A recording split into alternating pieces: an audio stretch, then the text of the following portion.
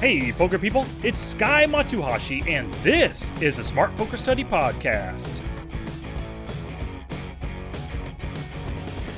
In episode 161 last week, I played some poker mindset segments from my short-form Anchor podcast. Listen to that to get ready for MED number 10, which starts up next week. It's poker study time, y'all! Thank you so much for spending some of your study time with me today. And welcome to new listeners. I imagine there's a few of you this week, so thanks so much for tuning in. And please keep subscribing, everybody, keep retweeting, and follow me wherever I may be. You know, I am such a fan of podcasts, and I actually love creating this one to help y'all improve your game. My time in putting the show together is supported by everyone on Patreon, and I really do appreciate it. Thank you so very much to all those supporters over there. Your support shows that you enjoy the show and that you want it to continue. If you'd like to find out how you can support the show, go to Patreon, that's patreon.com/smartpokerstudy. There are different levels of support with different rewards attached. Once you begin your support on Patreon, you'll get the current month's reward as well as access to the archive of Patreon-only content. For just a few dollars a month, less than one buy-in, you'll support the show and receive some valuable poker content in return. So visit patreon.com/smartpokerstudy to start that support. Alrighty, let's get to the show. It's a very special episode this week, as I have Nathan Williams on the podcast. You may know him as BlackRain79, but did you know he's the winningest player ever at the micros? Yep, and he has written 3 books that show you how to play just like he does. I recently finished studying his 3rd book, called The Micro Stakes Playbook, and I learned a ton from it. In fact, he and I discuss it and many other microstakes related topics during the interview. He is a great guy and super knowledgeable, and I know you'll get a ton from this talk that we had.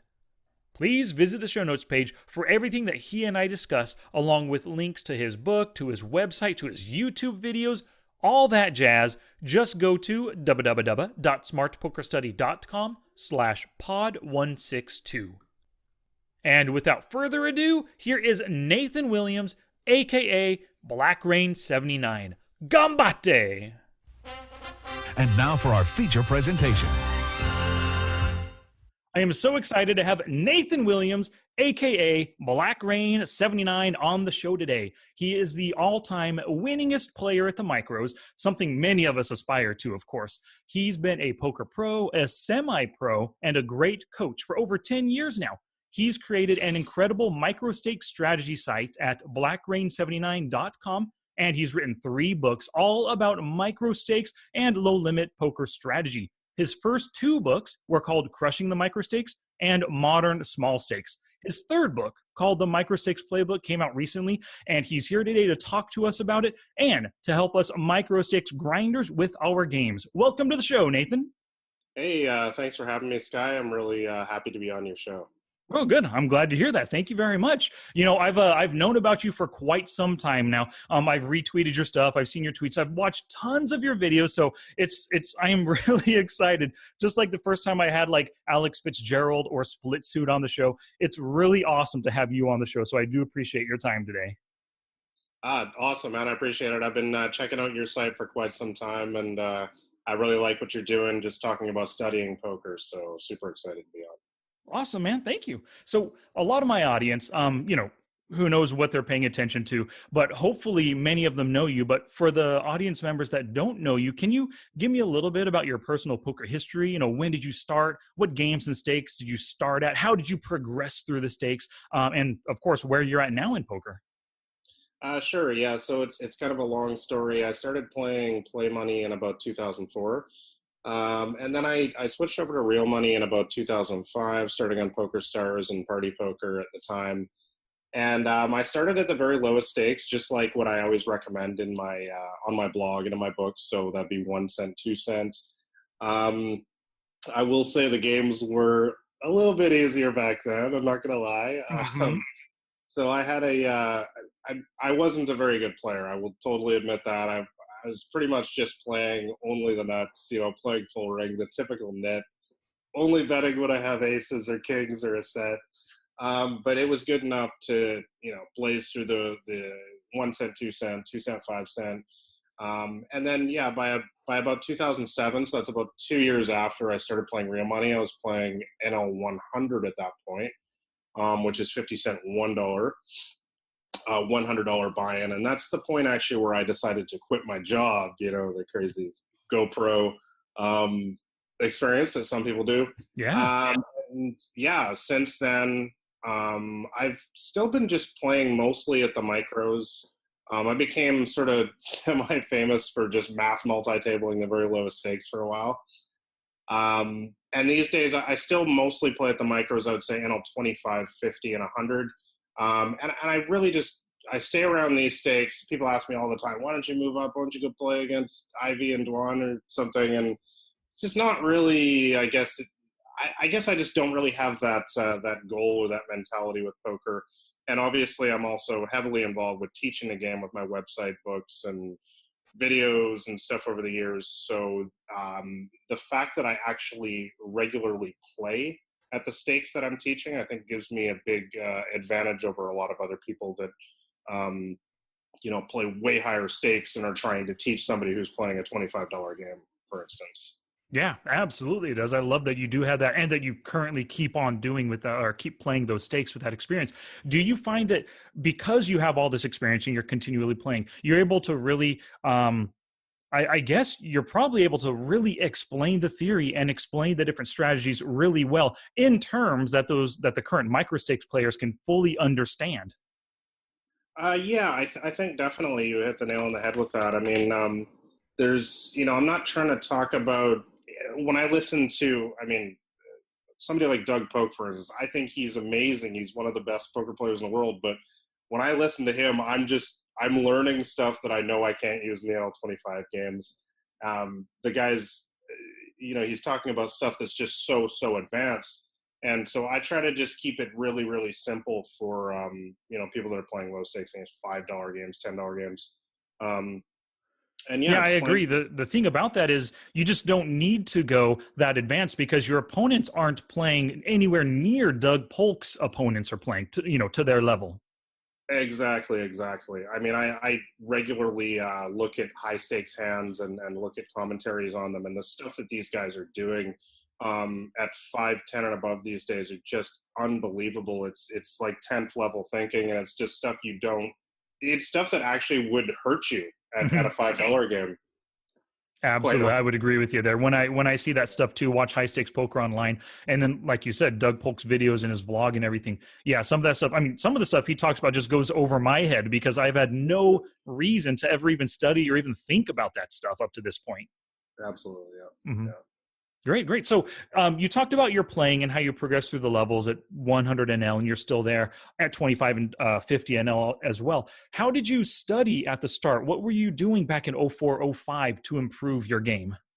Well, yeah, so that's the thing about way back then. We didn't have anything back then. I can't remember when Poker Tracker 2, or it was just called Poker Tracker. It was the original one. I can't remember when it came out, but that was literally all there was. I mean, 2+2 really, people didn't really know about it or anything. So the way that I studied the game primarily was just playing, and then I eventually found Poker Tracker. And I will say I remember finding some of the early books like Ed Miller and stuff like in the PokerStars FPP store. Yes. I ordered a bunch of those books. I remember a bunch of Ed Miller books to help me out. And maybe Sklansky. Yeah, I ordered a David Sklansky, A Theory of Poker, of course, the famous book. Mm-hmm.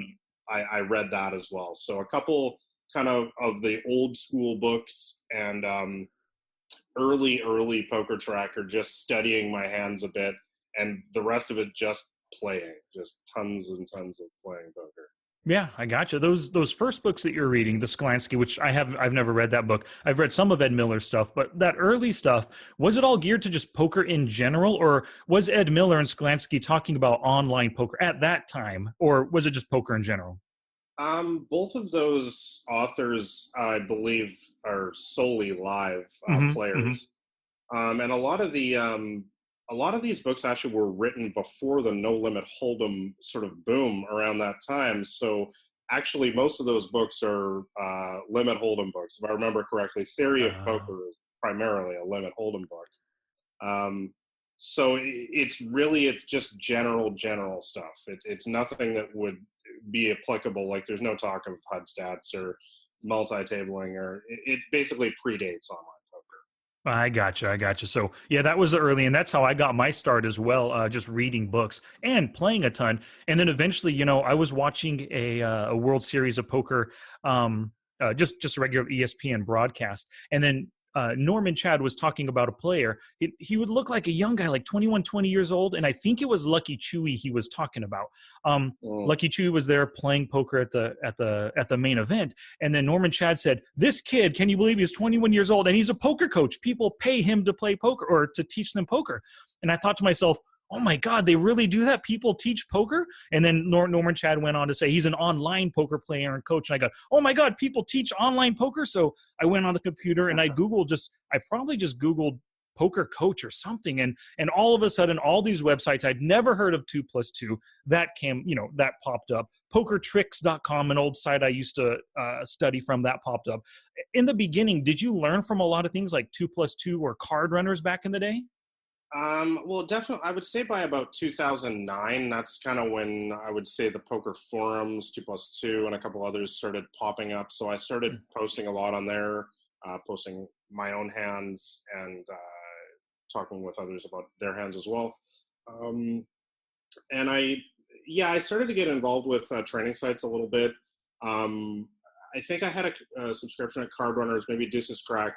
And then I eventually became a coach at Drag the Bar for many years myself. I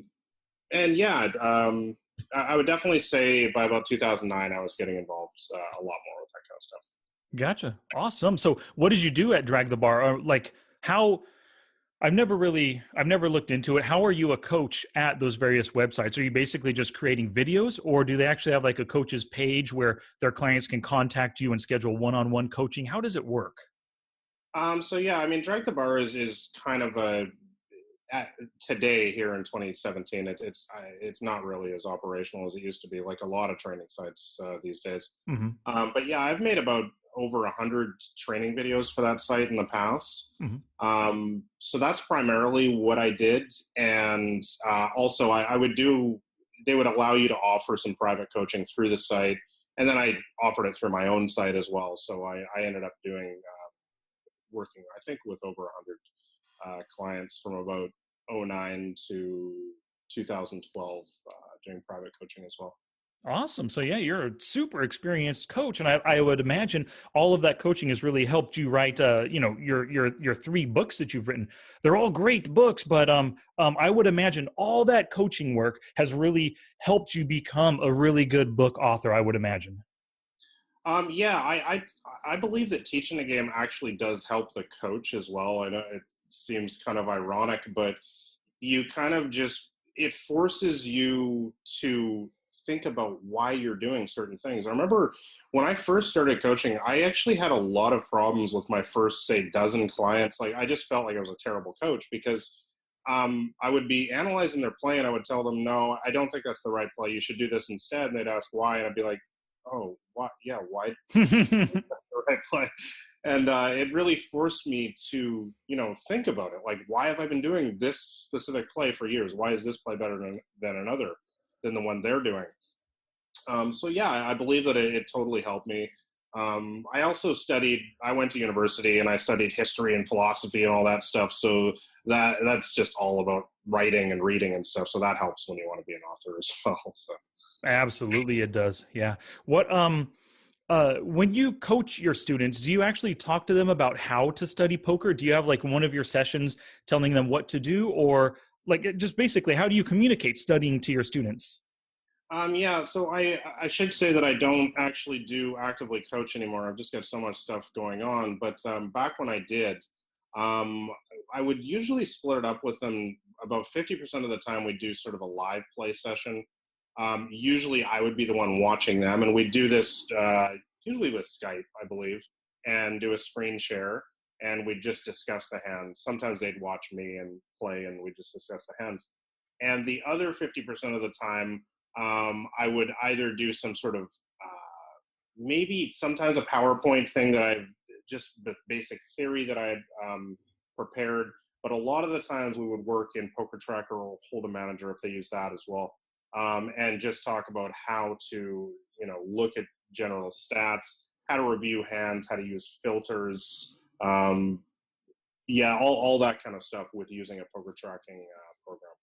Gotcha. Good. Yeah, I do that same thing with my students. It's a ton of work in Poker Tracker 4, just reviewing a lot of their hands. And oftentimes each session that I'll have with a student, I'm kind of focused on one particular leak, and then working through that, looking at various hands that kind of illustrate what their leak is, how they're leaking with that leak, and then going through. And as I'm going through, I'm showing them how to filter through hands, how to hand read, how to use the different reports and everything. And so, just I guess that one-on-one practice kind of shows them how to study. I also end up giving them some homework. Maybe it's listen to some podcasts episodes of mine. Maybe read some of these articles from other people, watch some videos and stuff in relation to the leak. How do you recommend that students nowadays, how do you recommend that they study the micro stakes and their micro stake strategies? There's just so many options these days. And I actually think that for a lot of people these days, one of their biggest problems is just overwhelming themselves with way too much stuff. My first thing that I always suggest is just, if you're looking towards a specific player or a website, a training site, just focus on that.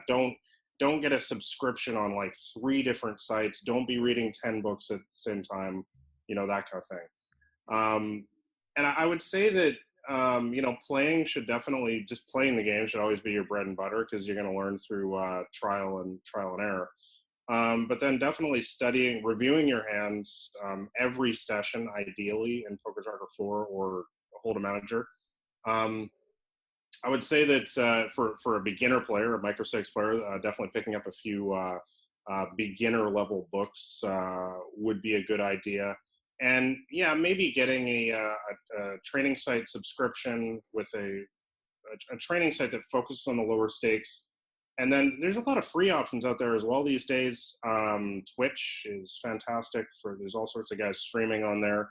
They're not all pros, of course, but some are. Mm-hmm. And then there's YouTube as well. I know you mentioned Split Suit off the top. I know he makes a lot of videos on there. I have made a lot of videos in the past. I'm going to again one day. Doug Polk is on there for higher level stuff. There's just so much stuff out there. There is. Yeah, absolutely. Tons of free stuff from every which way out there.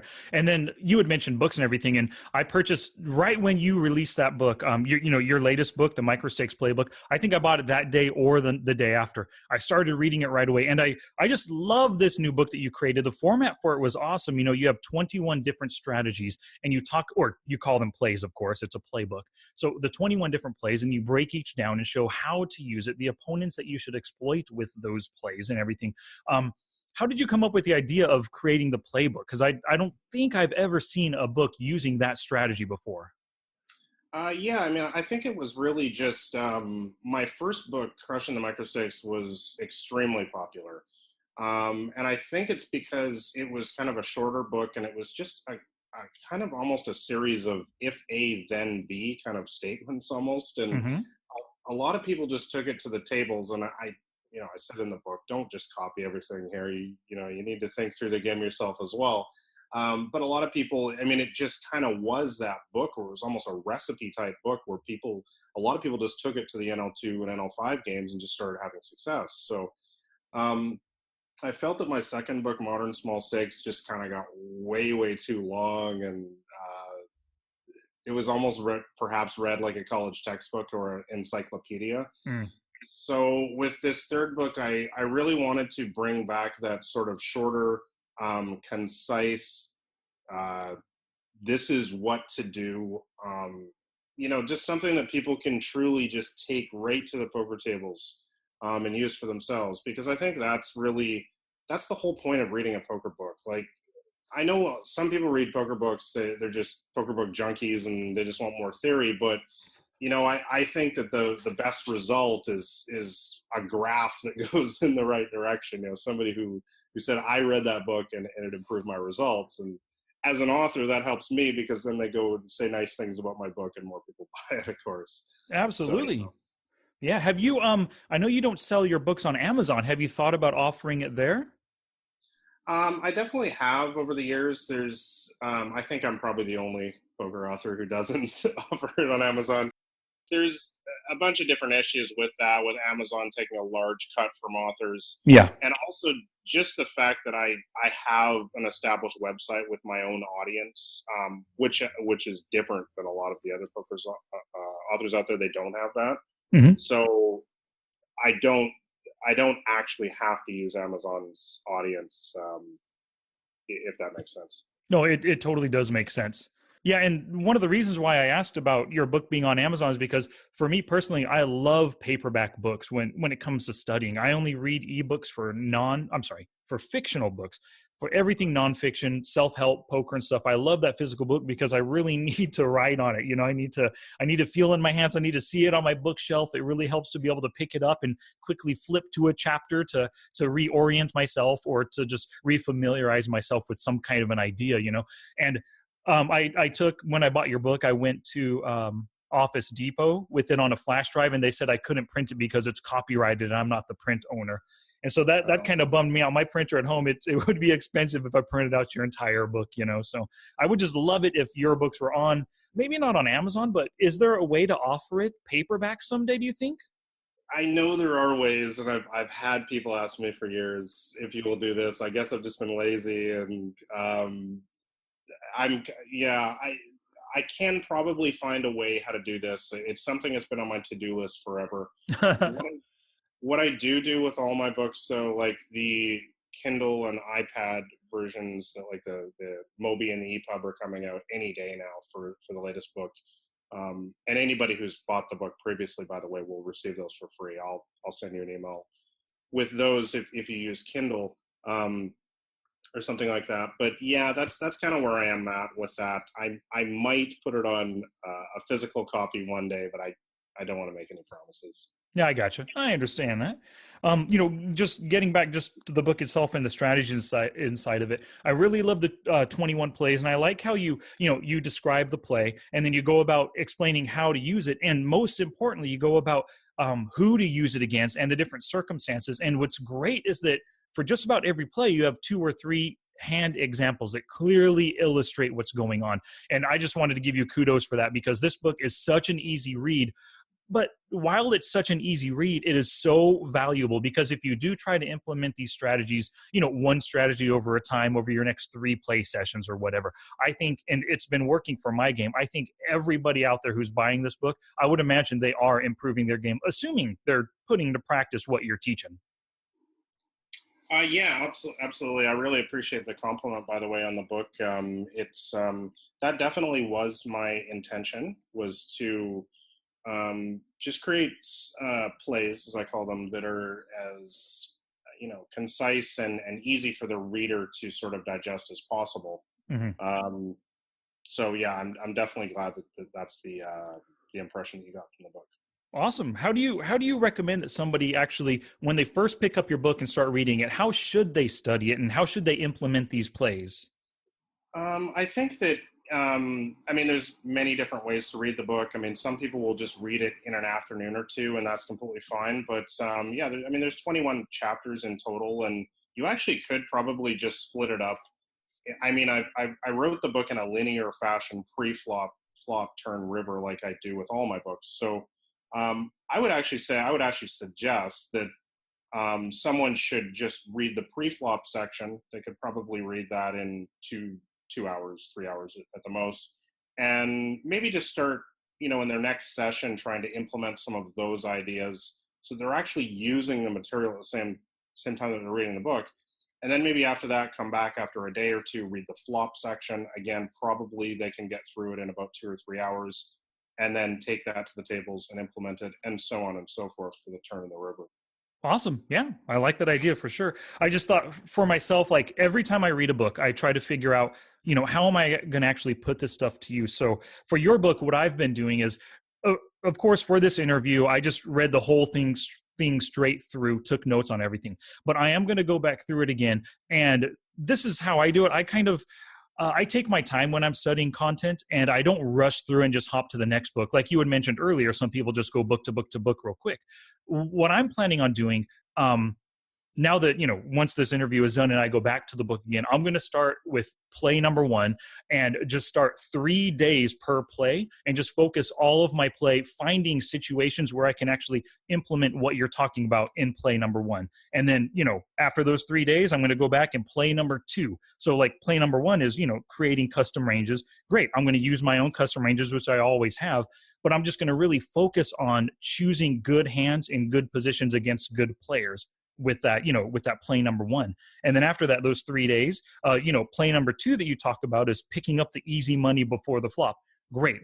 Isolation raising, targeting those limpers and stuff. I'm going to do that for 3 days. Look for every opportunity to pick up that free, easy money. And so that's just how I'm going to approach your book.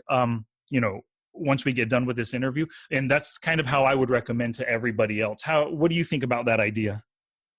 Yeah, I think that's a great idea. Definitely. I think that's what I've written in every one of my books is the entire point is really to take it to the tables and use it. I think it's kind of a shame if people read a poker book and kind of never use the material because, as poker authors, we're not writing fiction.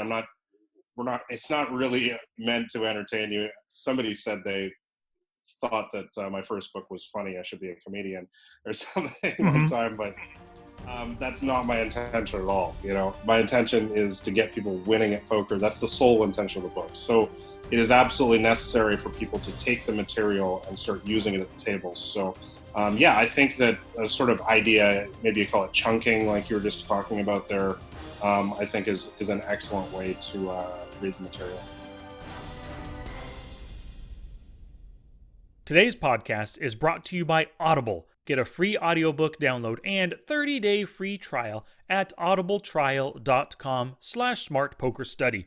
There are over 180,000 titles to choose from, and you can listen to them on the iPhone, the Android, the Kindle, an MP3 player, direct from your computer, whatever works for you.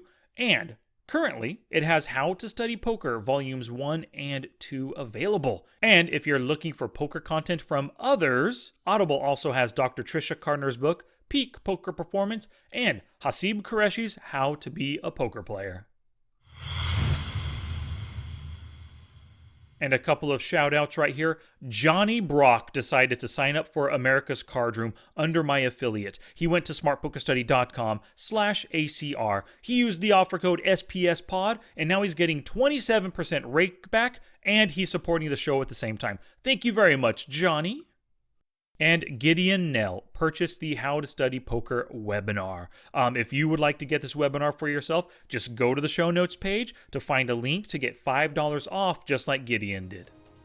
Alrighty, back to the interview.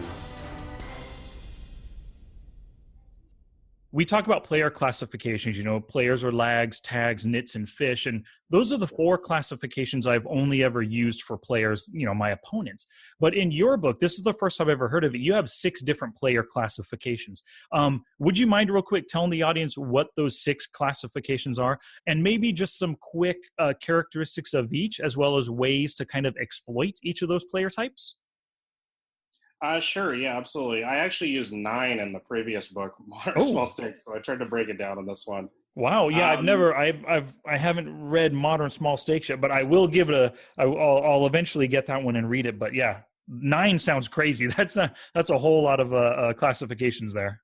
Yeah, I think it's probably a little bit overkill. So I tried to break it down in this one. So the 6 different player types in my book, 4 of them are regs, which stands for a regular opponent you see every single day at the table. And the other 2 are for recreational players, as we call them fish also. So starting with the regs, I've sectioned them into 2 of them are what we call bad regs and 2 are good regs. So in the bad reg category, you have a nit. This is somebody who typically plays a very, very small amount of hands. That's the player that I was back in 2005, 2006. They're basically just sitting around waiting for the nuts. They're often on many, many tables at once. When they're betting, they've got aces, kings, or a set or something like that. So the way to exploit that kind of player is to steal their blinds like crazy because they're just folding way too many hands, and also try to just push them, try to be that bully sort of on the flop and turn, bet a lot because they just don't want to get involved unless they got the nuts. And if they're still around, if they're raising you on the turn of the river, just get out. That they've got it. Mm-hmm. The next player type is I call a tag fish, which is a tight and aggressive, but a Stationing. not. Yeah, exactly. I mean, it's kind of a weaker opponent that kind of pretends to be the solid, tight, and aggressive player that I'll talk about in a sec. And the way to beat them is very similar to the nits. Just apply a lot of pressure on them in all situations because they just don't. Well, some of them are call stationing, as you just mentioned there. That's something I talk about in the book about how to look at the went to showdown percentage stats. You can kind of see the difference between a nit or a tagfish that is either too weak where they fold too much or too much of a calling station where you don't want to bluff them because they call too much. But just to sum this up, the tagfish just basically plays similar to a nit, but they play a few more hands. Moving on to the tight and aggressive player, this is my recommended play style. It's a player who's solid in all categories, has good levels of aggression at every single stage of the hand. These are some of the biggest winners at the you'll encounter at the smaller stakes. The next category is a lag or a loose and aggressive player. And this player is similar to a tag, but they just play more hands. And sometimes they're some of the biggest winners at the micros, but sometimes they're actually some of the biggest losers too. Because when you play that many hands, you get in so many crazy situations. And it can, if things are not going well for a lag at the table, they go really bad. And you have to have excellent tilt control and really understand how to read your image at the table as a loose player. And sorry, I sort of skipped over how to exploit these two player types, the good regs. It's not always easy. I talk about that in the book. I mean, these are good players. These are some of the biggest winners in the game. So I'm honest in the book and in my blog as well. There's just isn't a strategy that exists to crush, quote unquote, crush these players because they're good poker players. So there's a few little strategies that I talk about in the book. Like a lot of it involves just calling down against aggressive players like tags and legs who bet too much, double floating, bluff raising, some of the later straights sometimes. And quickly, just to get onto the last two types here, are the recreational players, are the whale and the maniac. The whale is somebody who is playing 40, 50, 60% of their hands. They both play that amount of their hands. The difference between them is that the whale is passive. They limp into the pot a lot. They just call after the flop. And whereas the maniac is the guy who's in there, he's the guy who's re-raising you every single hand before the flop. He's re-raising you after the flop. He's bluffing like crazy. Versus the guy who is passive, you just want to you want to get in as many pots with both of them as possible. But with the guy who's passive, you want to bet anytime you have like a pair, a good draw, just some sort of good sort of value hand. And versus the other guy who's just bluffing you all day, you just want to call and let him bluff off his money. Gotcha. So in your time at the micro stakes, who have you made the most money from, you would say? Is it the maniacs or the whales? I would say it's the whales, definitely, but only because the whales, there's just way more of them. Like if you took 10 recreational players, 8 or 9 of them at the micros would be the whale. The maniacs are just rare. Sometimes the maniacs actually are just a high stakes player that's come down to lower stakes and just doesn't care at all. That's right. They've been drinking some wine or some beer and just goofing off, or they're just on mad tilt and they just want to go to NL2 and raise every hand and just for the lulz, right? Yeah, gotcha. Awesome. So yeah, sure. Yeah, hopefully that answered. Probably the whales, just because there's more of them. Okay. Sweet. Yeah, I love that. I've been actually forcing myself in the past few sessions I've been playing. I've been really looking at each opponent and then really classifying them among one of those 6. And I actually type it into my Poker Tracker 4 note editor just to get myself really used to used to using those classifications. So thank you very much for those. Yeah, absolutely.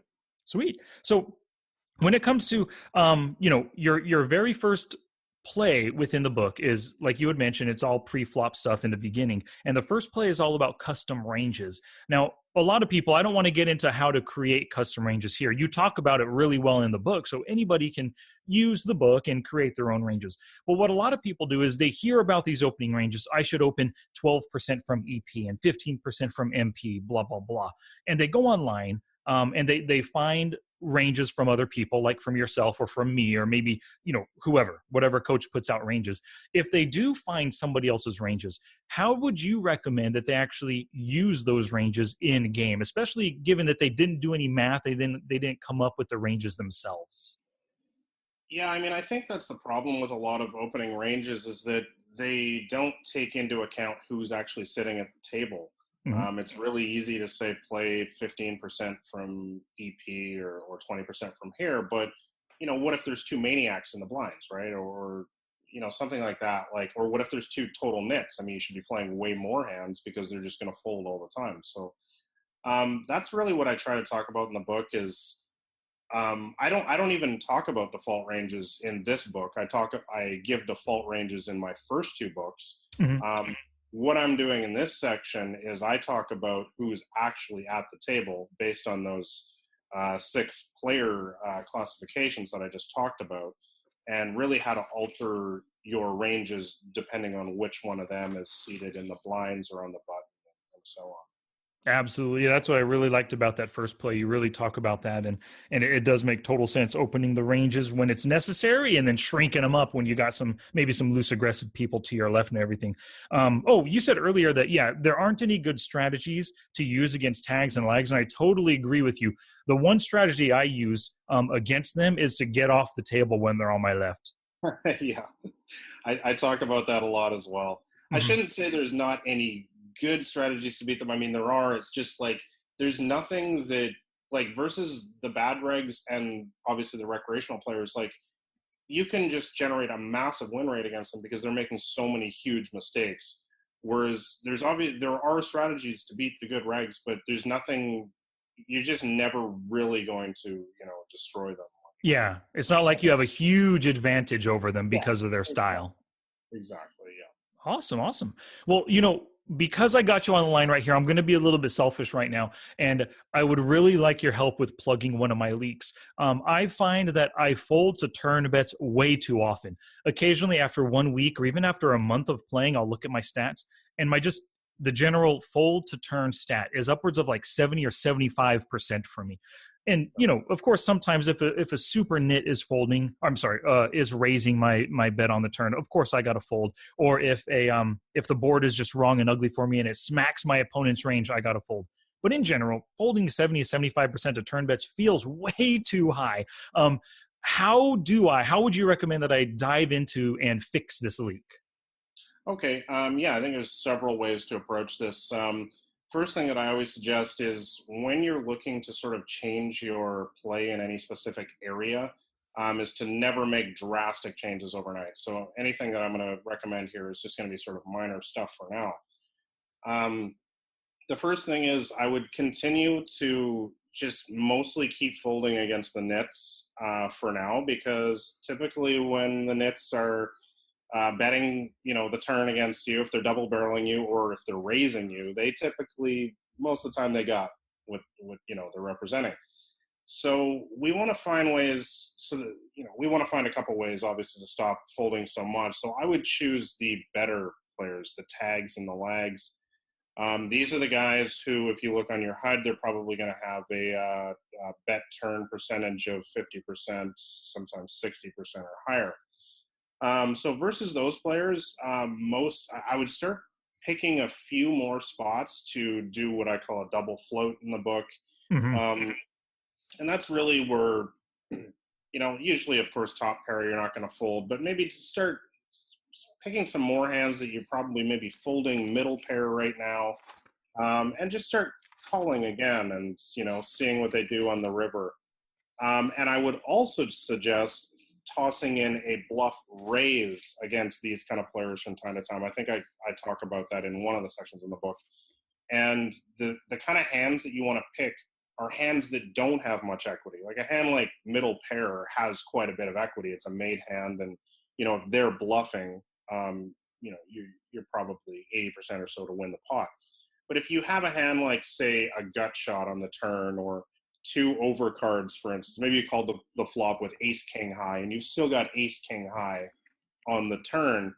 If it's kind of like, it depends on the board, I guess, but a few situations like that where you have just a gut shot or two overs, from time to time against one of these aggressive players, when they bet the turn, just hit the raise button and see what they do, Yeah, I like that idea. Like you said, with a little bit of equity, I often call those like semi bluffs because, sure, if they fold, great, you take down the pot. But if they don't, you still have some kind of backup. Like you said, two overs gives you 6 outs, or a gut shot 4 outs. And so, yeah, I do like that idea. Instead of playing passively or folding with those, with those drawing type hands, maybe throw out the raise to, especially if the situation feels right against the right players.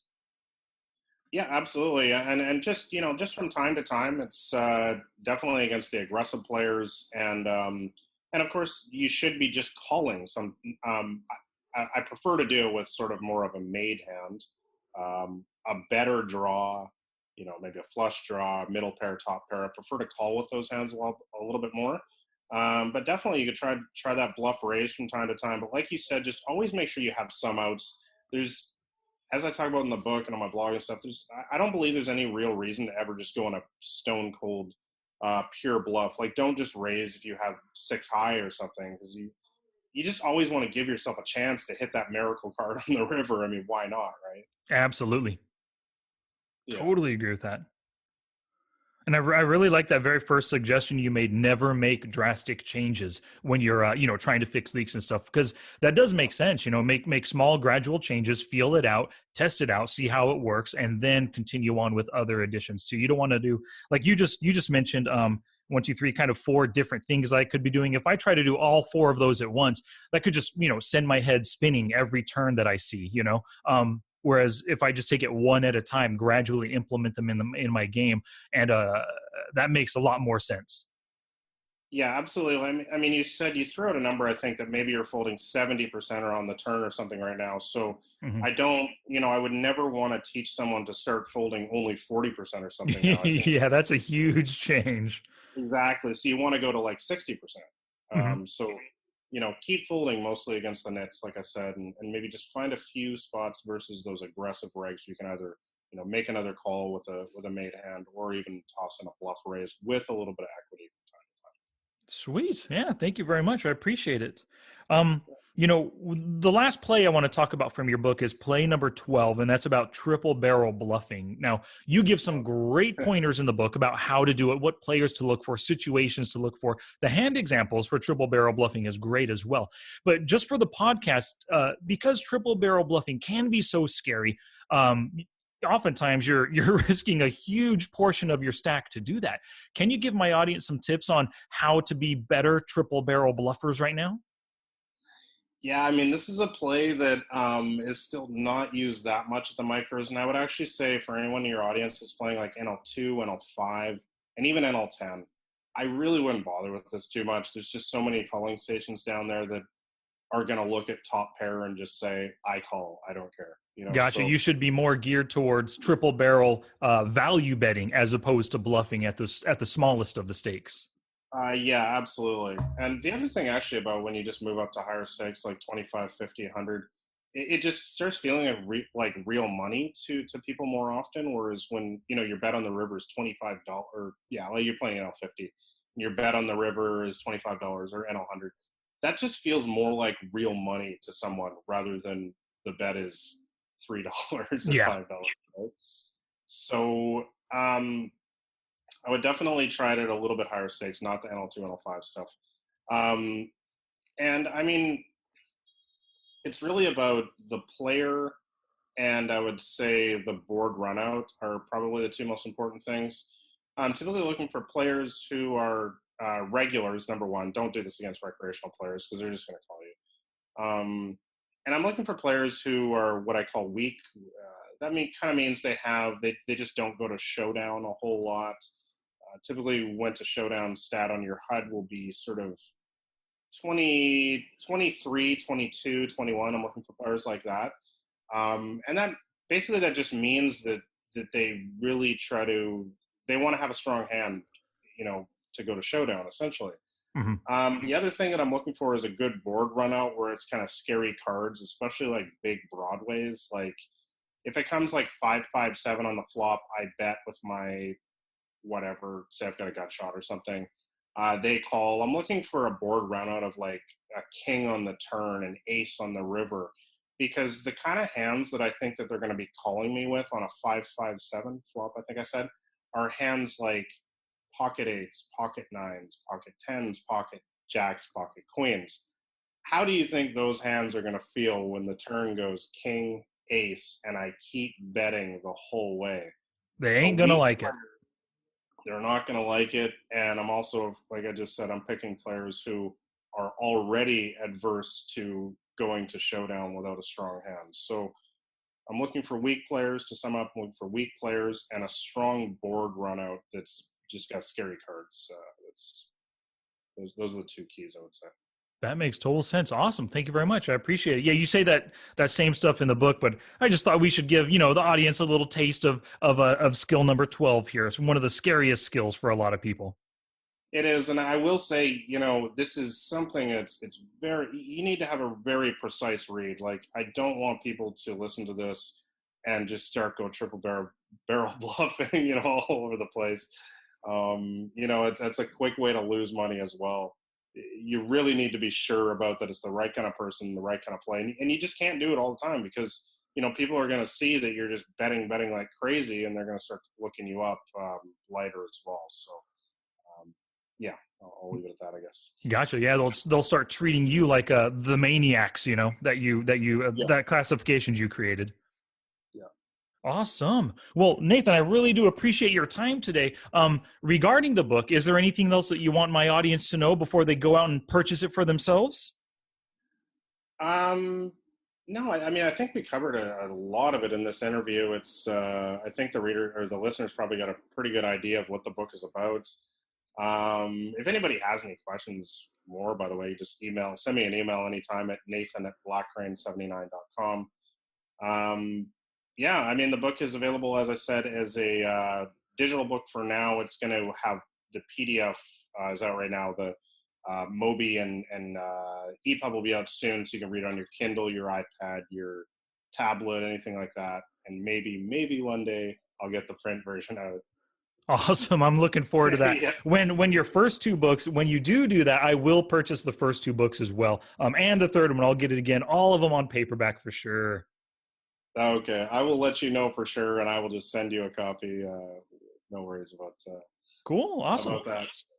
Well, for the audience, of course, they can go to the show notes page for today, and I'll have all the links for everything. But your book is available through BlackRain79.com. You can find it right there on the homepage, and it's still priced at $29.99. And I think you told me through the end of the year. Is that correct? Yeah, I've still got the new release price on that, and I'm kind of unsure what I want to do, but I'll probably the price might change at some point. I'll put it that way. Okay, sweet.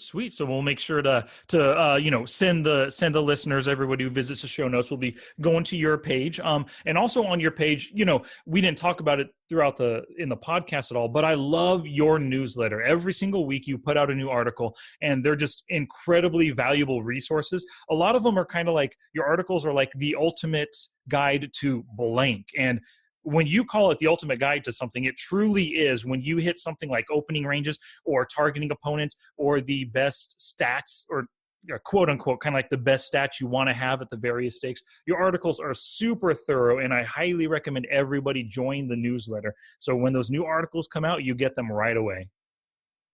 Yeah, thanks so much. That's primarily what I do is I blog. I don't put out books as nearly as often as most other guys out there.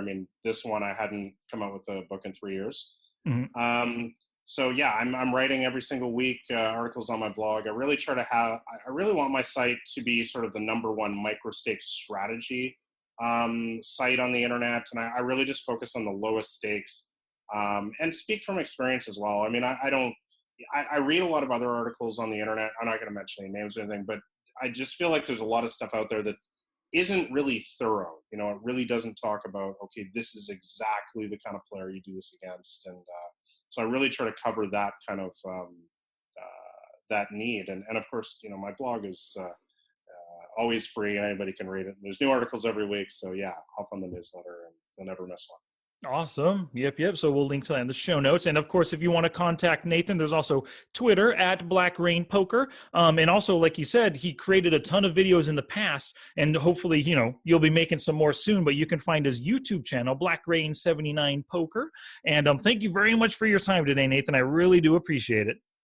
Hey, thanks so much for having me on the show. I appreciate it a lot as well. It's been great talking with you. Well, thanks, Nathan. Take care. Have a good one.